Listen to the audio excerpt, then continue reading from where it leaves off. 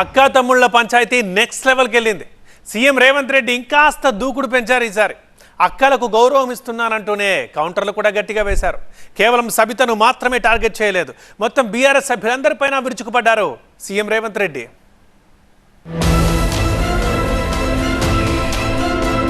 వెనకాల ఉండే అక్కలు ఇక్కడ ఉండి చెప్పి ఇక్కడ ముంచి అక్కడికి తేలిండ్రు. ఆ అక్కల మాటలు విన్నాడు అనుకో, జూబ్లీ బస్ స్టాండ్ లో కూర్చోవాల్సి వస్తుంది. అధ్యక్ష, ఎందుకు టార్గెట్ చేస్తున్నావు? ఏం మోసం చేశాం? సవితక్క పొద్దున ఒక మాట మాట్లాడుతుంది, ఏం మాట్లాడినాం? పొద్దున ఒక మాట, రాత్రి ఒక మాట. ఎవరిని అవమానిస్తున్నావు ఒక్కసారి ఆలోచించండి ముఖ్యమంత్రి గారు. మీరు మాట్లాడిన మాట ఏదైతే ఉందో ప్రతి ఇంట్లో ప్రతి ఆడబిడ్డకు తగ్గుతుందండి. దేనికి మాట్లాడుతున్నారు అధ్యక్ష? ఏం చేశారని, ఏం గొప్పలు సాధించారని? ఎందుకంటే మొహం పెట్టుకొని వచ్చిందనే మాట. పార్టీలు మారి పరువు తీసి మొత్తం ప్రజాస్వామ్యాన్ని కూలి చేసింది కాకుండా ఇంకా మాట్లాడుతూ ఉన్నారు. చాలా బాధ అనిపిస్తుంది. ఈ తమ్ముని నమ్ముకున్న అక్కలు మంత్రులై ముందు వరుసలు ఉన్నారు. అధ్యక్ష, ఈ తమ్ముని నమ్ముకున్న అక్కలు మంత్రులే ఇక్కడ ఉన్నారు. ఆ దిక్కుమాల్లో తమ్ముని నమ్ముకున్న అక్కల పరిస్థితి ఏముందో మీకు తెలుసు కదా అధ్యక్ష.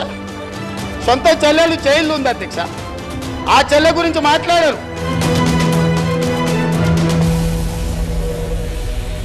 తమ్ముణ్ణి నమ్ముకుంటే ఏమవుద్ది, అన్నలను నమ్ముకుంటే ఏం జరుగుద్ది? ఒక అక్క ఒక తమ్ముడు మధ్యలో అన్నలు, ఇదే ఇప్పుడు హాట్ మోస్ట్ టాపిక్. ఈ తమ్ముణ్ణి నమ్ముకున్నారు, అక్కలు మంత్రులయ్యారు. ఆ అన్నల్ని నమ్ముకున్నారు, ఓ చెల్లెలు జైలుకెళ్లారు. సింపుల్ గా చెప్పాలంటే గురువారం సభలోని సారాంశం ఇది. ఇవాళనే అక్కలకు చెప్పదలుచుకున్న ఈ వేదిక మీద నుంచి, అక్క ఎవరి ఉచ్చులో పడి మీరు తప్పుదో పడుతుండ్రో వాళ్ళని నమ్ముకున్న సొంత చెల్లెలు తిహార్ జైల్లో ఉన్నది. అక్క సొంత చెల్లెలు తిహార్ జైల్లో ఉంది అధ్యక్ష. సొంత చెల్లెల్ని తిహార్ జైల్లో పెట్టి ఢిల్లీకి వెళ్ళి మమ్మల్ని లోపలేకు, మా చెల్లెలు కావాలంటే ఇంకో ఏడాది లోపల పెట్టని వేరే సారాలు చేసుకున్న నీచుల అధ్యక్ష వాళ్ళు. వాళ్ళ గురించి ఏందక్క మీరు మాట్లాడేది? 2 రోజులుగా జరుగుతోంది అక్కా తమ్ముళ్ల మధ్య మాటల యుద్ధం.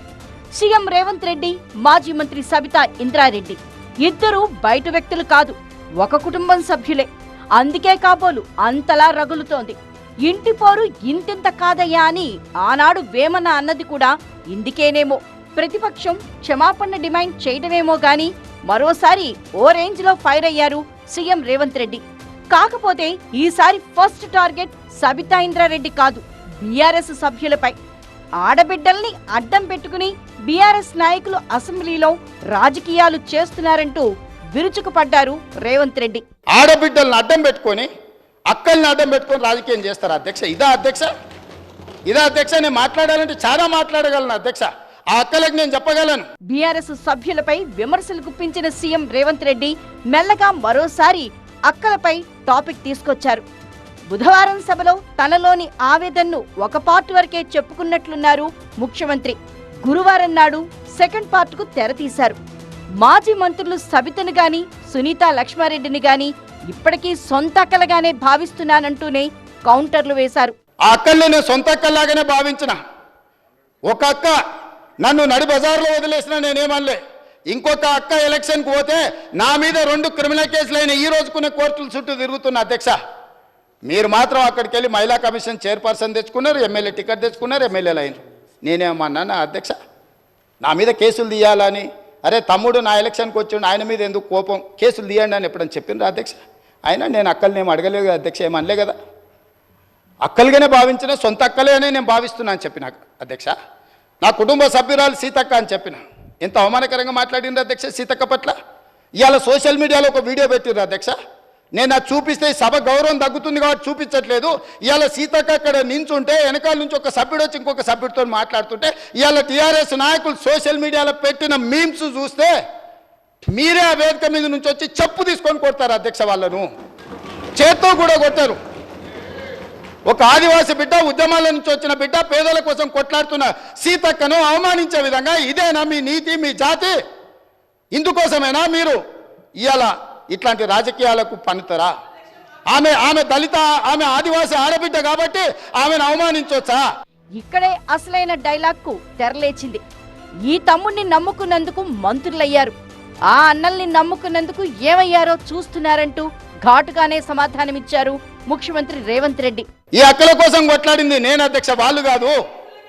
కాబట్టి ఆ అక్కల పట్ల నేను మహిళల పట్ల గౌరవంగా ఉండేవాడిని, అక్కల్ని గౌరవించేవాడిని. మంత్రివర్గ సమావేశంలో కుర్చీ లేకపోతే కొండ సురేఖక్కనో సీతక్కనో వస్తే నేను లేచి కుర్చీ ఇచ్చిన ఎన్నోసార్లు. ఈ అక్కలు ఉండ్రు, ఈ తమ్ముని నమ్ముకున్న అక్కలు మంత్రులై ముందు వరుసలు ఉండరు అధ్యక్ష. ఈ తమ్ముని నమ్ముకున్న అక్కలు మంత్రులై ఇక్కడ ఉన్నారు. ఆ దిక్కుమాల తమ్ముని నమ్ముకున్న అక్కల పరిస్థితి ఏముందో మీకు తెలుసు కదా అధ్యక్ష. సొంత చెల్లెలు జైల్లో ఉంది అధ్యక్ష, ఆ చెల్లె గురించి మాట్లాడారు.